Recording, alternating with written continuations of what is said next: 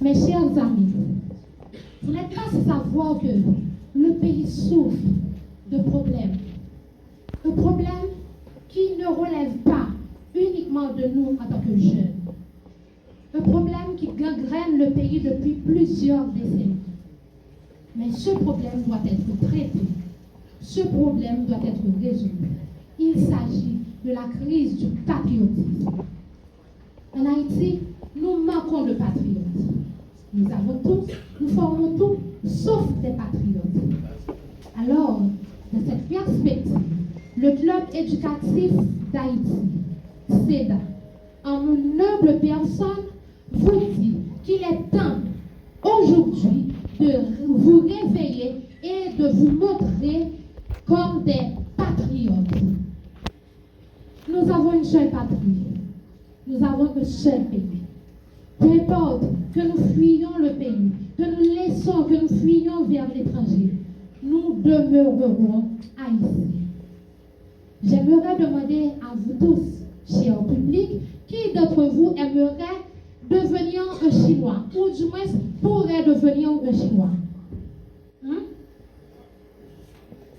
Même si on change de nationalité, est-ce qu'on peut devenir un Chinois? J'aimerais vous poser cette deuxième question qui lui est similaire. Qui d'entre vous peut devenir un Américain? Lutter pour le pays. Nous devons lutter pour le changement du pays. Et nous, Club éducatif d'Haïti, nous décidons de commencer par l'éducation. À travers l'éducation, nous voulons que les jeunes apprennent à aimer le pays. Et aujourd'hui, le jour J, un jour fatidique que tous, vous et moi, nous attendions depuis plusieurs semaines, est venu ce jour-là.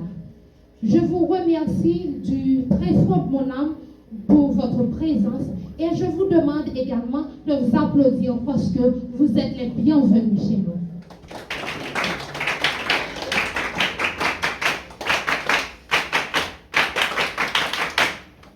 Merci de devenir de très et fidèles patriotes.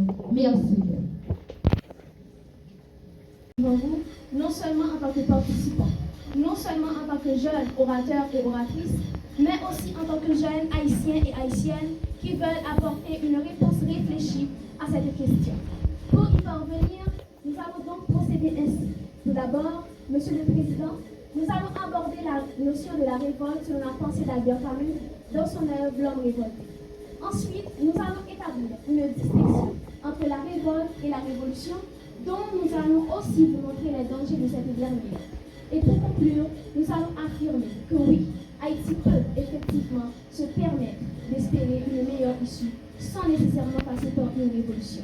À présent, je cède le micro à lui, Henri Sébastien, qui va nous parler de la révolte selon la pensée d'Albert Camus. Je me révolte. Donc, nous sommes. Je me révolte. Me révolter. Mais qu'est-ce que l'homme révolté? Monsieur le Président, selon Albert Camus, un homme révolté est un homme qui dit non, mais aussi un homme qui dit oui. Mesdames et messieurs les jurés, un homme révolté dit non pour refuser. Il prononce un non conscient pour refuser la médiocrité. Il prononce un non pacifique mais ferme pour refuser la violence. Oui, monsieur, dame, un non pacifique pour refuser la violence.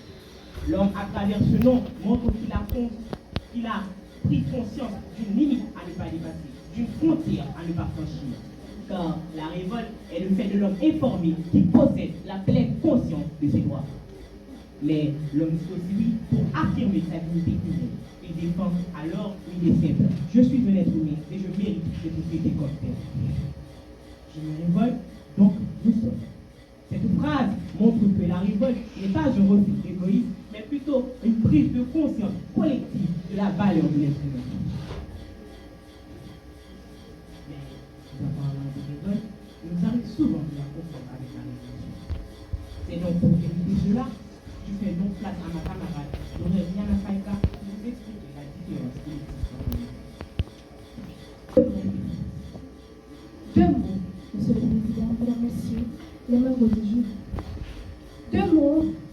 se ressemblent, mais qui n'aboutissent pas toujours au même résultat.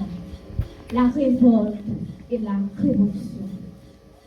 Dans la révolté, Albert Camus montre que la révolte et la révolution commencent toutes deux par le refus de l'injustice. Camus écrit « Qu'est-ce qu'un homme révolté ?» Un homme dit non.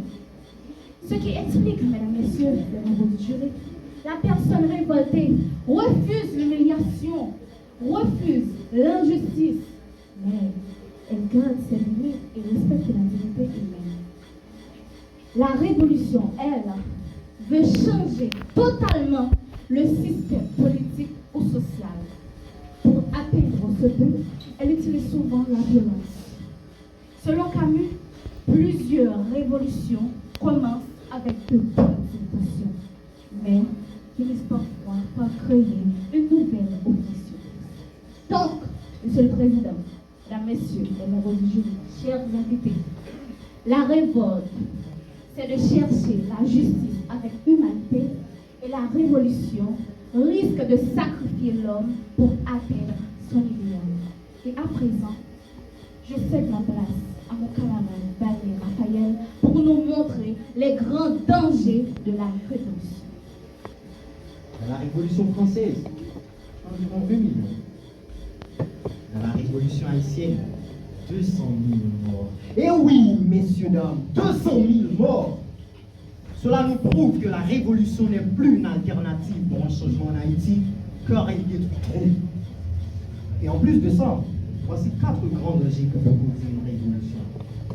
En première position, nous avons l'autodestruction. En deuxième, le syndrome du miroir. Un révolutionnaire qui combat un dictateur finit souvent par devenir un nouveau tyran. En troisième position, le choc de la réalité. Promesse, promesse, promesse. Qui va tenir toutes ces promesses? Ces politiciens? Non. Ils finissent par abandonner. Le règne s'écroule et la déception s'installe parmi la population haïtienne. En dernière position, nous avons la guerre des chefs. Au début, ils sont tous frères. Mais ensuite, l'ambition prend place et ils finissent par s'entretuer. Après toutes ces données statistiques, mesdames, mesdemoiselles et messieurs, pensez-vous que la révolution que nous connaissons tous est la meilleure issue pour un changement en Haïti? Pour répondre à cette interrogation, je cède ma place à Brune Esther. Révolte. Révolte. Oui. Monsieur le Président, Mesdames, Messieurs les jurés, oui, révolte. C'est le mot qui nous rassemble aujourd'hui. Mais de quelle révolte parlons-nous? Mes amis et moi avons fait un choix. L'avenir de notre pays, de notre cher Haïti chéri, ne se construira pas dans le chaos, ni dans une révolution destructrice, mais dans la dignité d'une révolte citoyenne. Prenons la révolte comme une bataille. Pour toute bataille, il nous faut une arme. Notre arme de cette condition, c'est l'éducation. N'oublions pas ce que Nelson Mandela avait dit. L'éducation est l'arme la plus puissante qu'on puisse utiliser pour changer le monde. Mais attention, mesdames et messieurs, je ne vois pas de diplôme, je ne vois pas de titres. Aucun nom, mesdames et messieurs. Je vous parle de la famille, premier endroit où un enfant évolue, de l'école pour s'instruire, apprendre et comprendre, des médias, des réseaux sociaux, des institutions religieuses pour faire passer des messages. Alors, mesdames et messieurs, arrêtons s'il vous plaît de trouver des coupables extérieurs, mais réfléchissons sur nos actes, sur nos erreurs passées, sur les erreurs de nos ancêtres. Prenons ce miroir qu'est la révolte pour nous montrer la voie, pour nous montrer le chemin à suivre dans les moments difficiles. Car la solution, elle est là. Tout commence par une prise de conscience. Chaque citoyen doit se dire chaque matin, que pourrais-je faire pour mon pays? En quoi serais-je utile pour ma société? Puis viendra la responsabilité individuelle qui entraînera une force collective. Comme le dit notre emblème, l'union fait la force. Et tout doit se faire sur la base de notre éducation. Ensemble, nous pouvons faire de grandes choses. Nous pouvons accomplir des choses merveilleuses. C'est pour cela, Haïtiens, Haïtiennes, fils et filles, citoyens et citoyennes de demain, unissons-nous ensemble par l'éducation pour avoir une et plus prospère. Je vous remercie.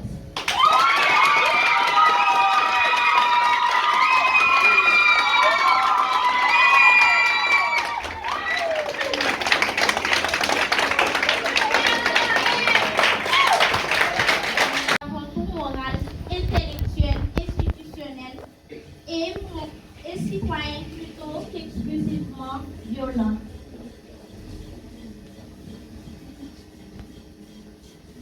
Pour Albert Camus, un homme révolté, c'est quelqu'un qui dit non. Non à la violence, non à la discrimination, non à la violation des droits de l'homme. Camus ne voit pas une révolution que, selon lui, il y aura une perte de vie humaine.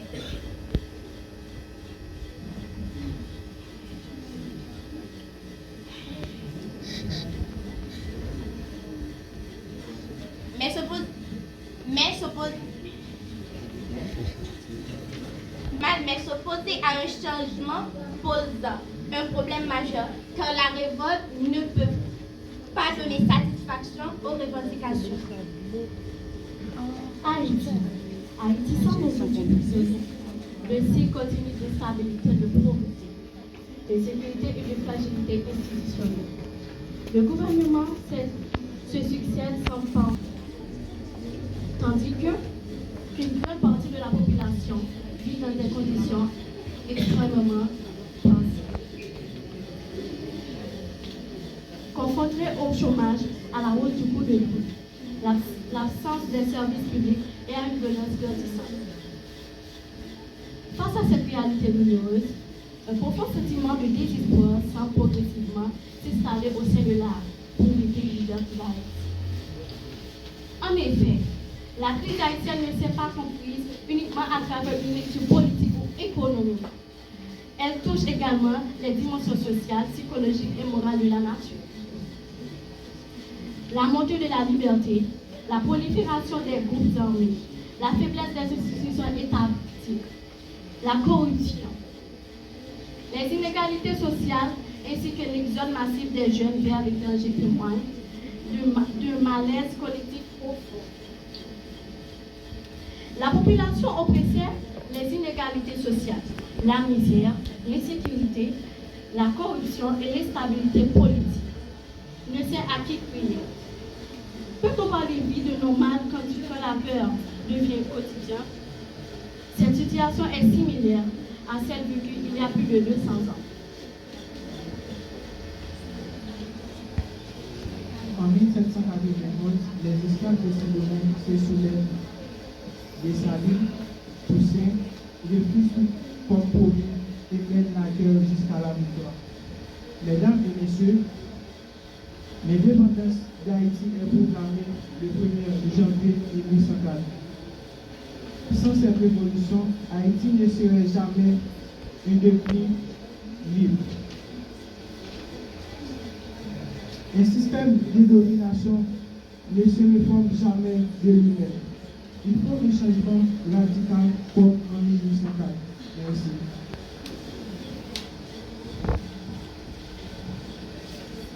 Le 1er décembre 1955, Rosa Parks a dit non.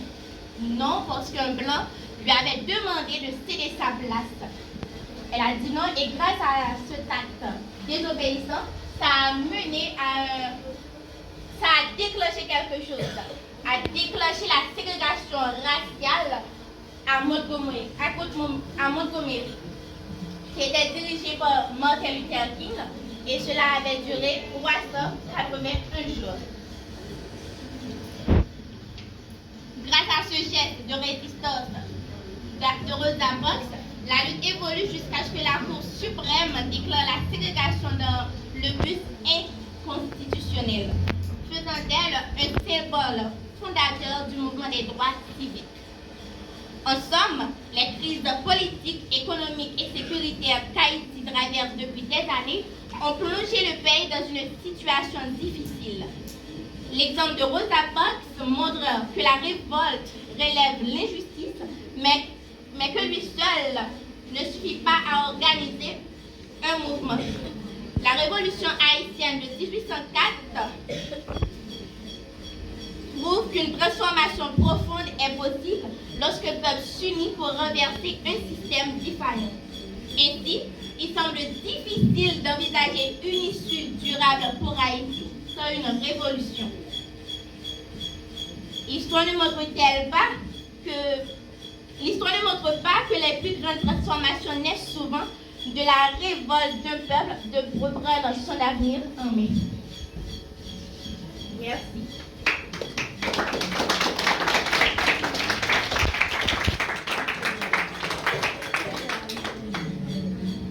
Merci beaucoup. Et il avait raison. En effet, quelques mois plus tard, ces hommes et ces femmes fatigués de négocier leur liberté se sont soulevés pour dire non à leur oppression, illustrant ainsi la pensée développée par Camus à la page 21, selon laquelle l'homme révolté est un homme qui dit non. Mesdames, Mesdemoiselles et Messieurs, chers jurys, le refus qu'ont prononcé ces individus a donné naissance à l'une des premières républiques indépendantes noires du monde. Et depuis, cette nation a connu un cycle éternel de corruption et d'instabilité. Aujourd'hui, en tenant compte de la pensée de Camus à travers son œuvre intitulée L'homme révolté, pouvons-nous admettre qu'il n'y a que la révolution comme meilleure issue pour Haïti? Pour répondre, nous considérons trois temps. D'abord un oui, puis un non, et enfin la voie où tous les Haïtiens se rejoignent pour commencer d'être, comme le dit Camus.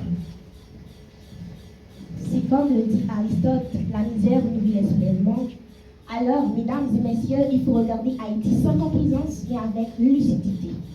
Selon la Banque mondiale, 66% des habitants vivent avec moins de $3,65 par jour. Des milliers souffrent de famine et 40% du personnel médical a quitté le pays. La réalité est tout aussi triste lorsqu'on voit une mère qui fragmente un morceau de repas insuffisant avec ses enfants, ou une Madame Sarah et un agriculteur taillant sans bout de danger pour maintenir l'économie informelle. Voilà Haïti, une nation éprouvée, mais encore debout.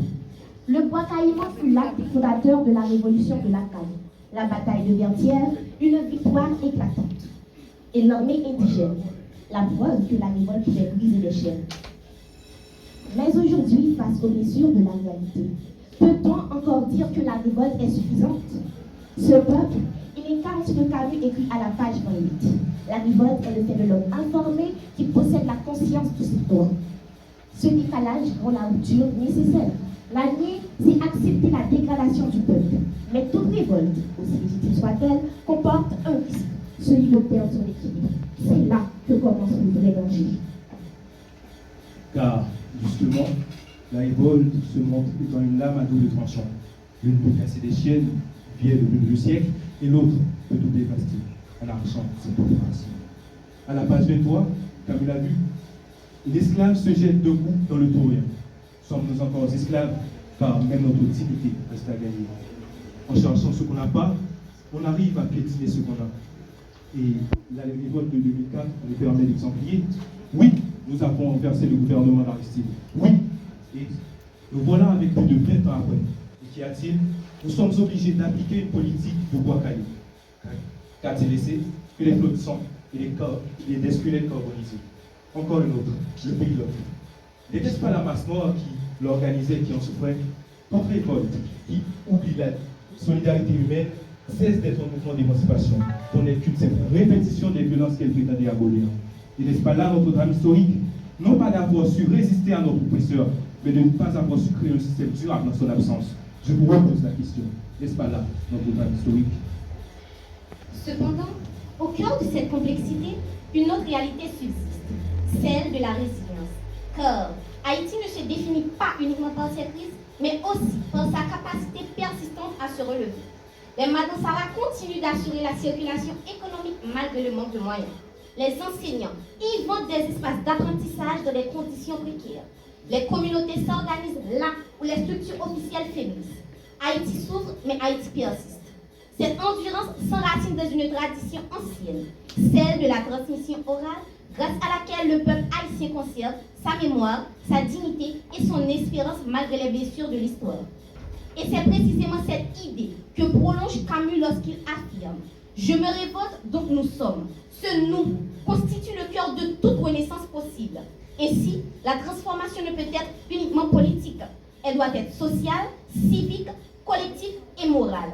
Une révolte contre les virus qui détruisent silencieusement le lien national. En l'occurrence, la violence, la corruption, la résignation et l'indifférence. Mais refuser ne suffit pas. Encore faudrait-il reconstruire sur 3 piliers essentiels qui, d'après nous, sont l'éducation émancipatrice, la solidarité nationale et la justice bien faite.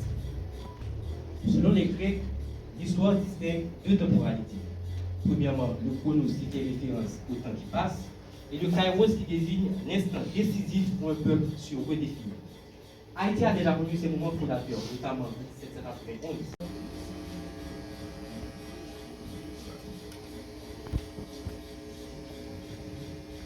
On a abattu le tronc de l'arbre de la liberté, mais il repoussera par ses racines, car elles sont profondes et nombreuses. 30 ans, ça veut dire qu'on va remplacer ça là. Prends petit monde pour une chaise bas nous, rester en bas de bouche grand monde apprendre. Créole là, c'est langue de l'Union haïtienne. Moi-même, à Marie, nous écrit le premier dictionnaire juridique créole parce que nous pensons que créole, c'est langue maman. Il faut nous aimer bien. Blanc pour montrer nous que là, si on étudie bien dans la langue maternelle qui est dans votre maman, là, étudier n'importe quelle langue, la maîtriser. Ni ça là va prendre là, ni le plan. Je ne vais en pile pour me dire nous bienvenue. Chambre de commerce a toujours aimé l'équipe là, féliciter yo, encourager yo, parce que nous ne connaissons pas facile. Mais excusez-moi, cette entrée là, pour qu'on ait un climatiseur, mais au moins mettez ventilateur, pas de guerre. Prochaine fois, la venue, ça l'a bien climatisé. Et mettez magistrat, je vais souffler à un ventilateur pour les là en attendant. Et la pluie vient. Merci beaucoup. Bienvenue à la chaîne. Bonne activité.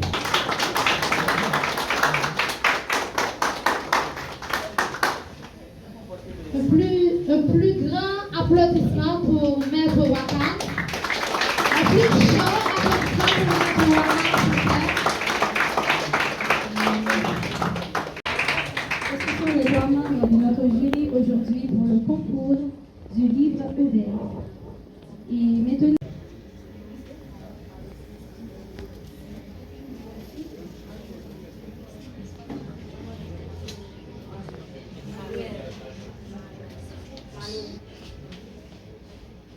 et le dernier pitch,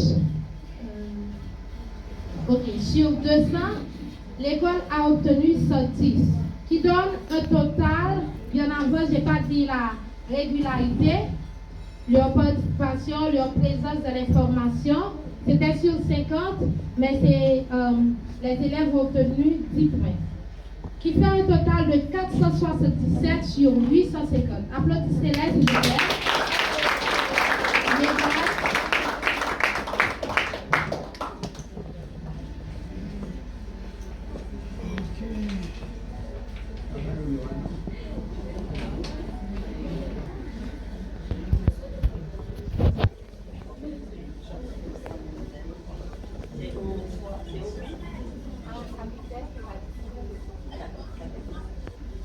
On les applaudit, s'il vous plaît.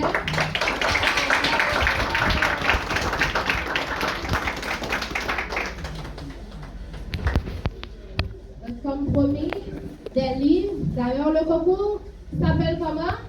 Livre ouvert. Oh, non, vous n'êtes pas convaincu. Le concours s'appelle comment? Livre ouvert. Vous avez entendu? Moi, j'ai rien entendu. Le concours s'appelle comment déjà? Livre ouvert. Les livres doivent être restés comment? Ouverts. Merci. Merci de vous asseoir. La 3e équipe a une jeune qui s'est fait remarquer par sa perspicacité et par sa façon également de répondre aux questions. Donc, cette jeune qui est au nouveau secondaire 4 va bénéficier d'une bourse à l'université de Port-au-Prince. Elle répond au nom de Dina Dorval. Dina, avec toi.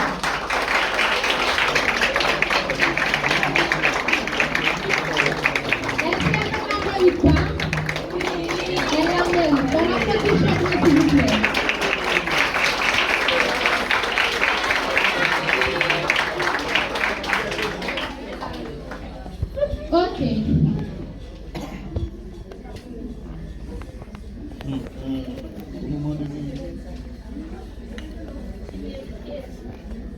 La deuxième équipe. Je dois vous faire. Ici, la deuxième équipe.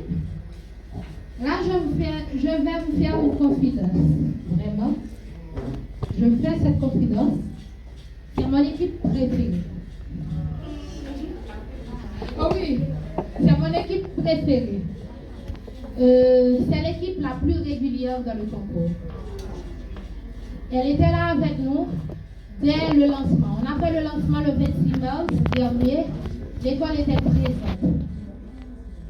Mais malheureusement, on doit toujours faire la démarcation. Malheureusement, dans les pitchs, il y a quelque chose qui se passe toujours. Au premier pitch, ça s'est produit. Au deuxième pitch, ça s'est produit.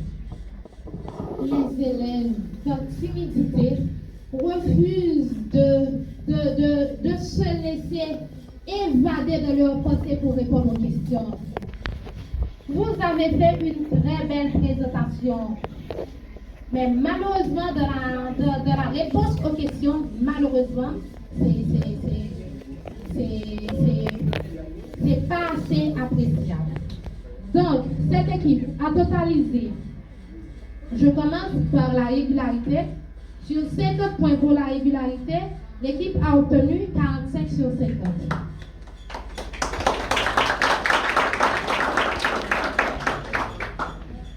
OK? Pour les fiches de lecture. Laissez-moi voir. Pour les fiches de lecture, sur 100, l'école a fait 64 sur 100. Pour le résumé, sur 200, l'école a totalisé 150 sur 200. Pour le texte argumentatif, la production, bien avant la présentation, l'école a obtenu 160 sur 200. Maintenant, pour le premier pitch, l'école a réalisé 59 sur 100. Et pour le deuxième pitch, qui était sur 200, l'école a obtenu 140 sur 200. Qui fait un total sur les 850 points, qui fait un total de 618 sur 850. On l'applaudit maintenant. J'appelle, mais sur 200, l'équipe a totalisé 147. Le texte argumentatif sur 200, l'équipe a obtenu 150 points. Pitch 1, le premier pitch, l'équipe a fait 77 sur 100. Et pour le deuxième pitch, celui d'aujourd'hui, l'équipe a fait 162 sur 200. Je vous demande d'applaudir le total de la famille.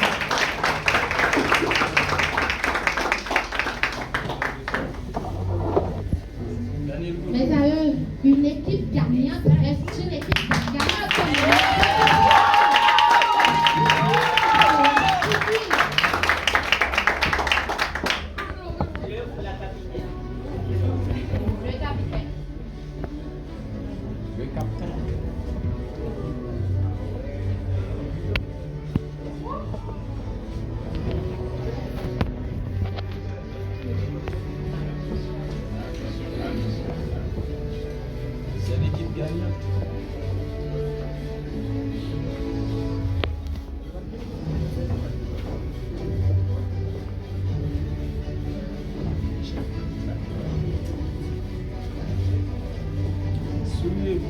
Et maintenant,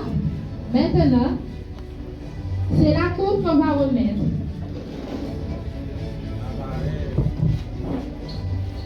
On dit souvent que la vie ne fait pas de moine. Habillé en rouge, on était censé symboliser la victoire. Mais comme Haïti a deux couleurs, rouge et bleu, aujourd'hui, C'est le bleu et le bon, deux couleurs, je n'ai pas donné le sens. Ce qui est sûr, c'est qu'on trouve le bleu et on trouve aussi le rouge. Donc aujourd'hui, Haïti a gagné de toute manière, parce que ce soit le bleu ou le rouge, c'est encore Haïti. Que ce soit le bleu ou le rouge, c'est encore Haïti. Haïti, c'est le ciel et la mer. La mer a pris le dessus sur le ciel aujourd'hui en Haïti. Donc vraiment avec beaucoup de plaisir, j'offre cette coupe à l'équipe gagnante, tout en les félicitant pour leurs efforts. Parce que en Haïti, avec l'équipe, vous êtes d'accord? Et nous appelons le coach de l'équipe pour une prise de photo. La nature a décidé autrement. Je le mets au milieu.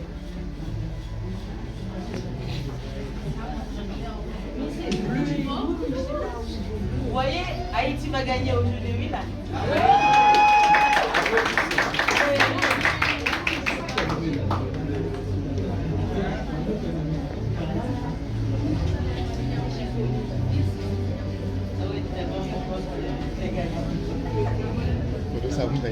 Et du jeune homme que nous-mêmes nous avons déclaré l'orateur de cette édition. Donc en conséquence,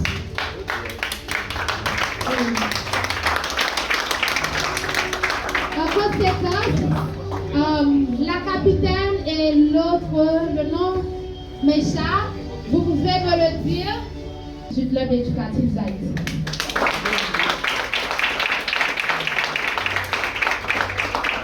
De ce fait, dans nos activités, ils seront là pour représenter le club.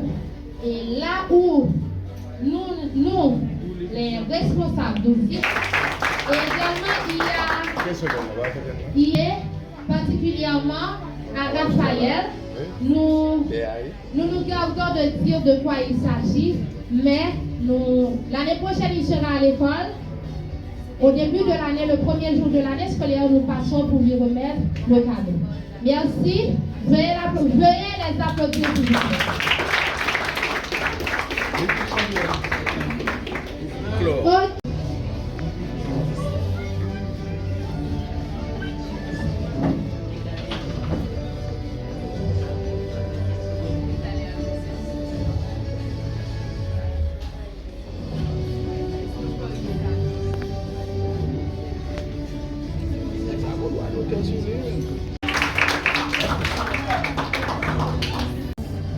Je sais ce que vous traversez chaque jour quand vous allez à l'école, les nouvelles qui vous viennent, la peur dans les trucs, mais vous avez encore le temps de vous former et de vous instruire et de vous éduquer. Vraiment, puisse Dieu, puisse toutes les forces de la nature vous accompagner. Et vraiment, quand je vous vois jeunes comme vous êtes engagés, ça me donne l'espoir qu'Haïti n'est pas fini. Haïti ne finira jamais parce qu'elle aura toujours ses valeureux fils et filles à les défendre.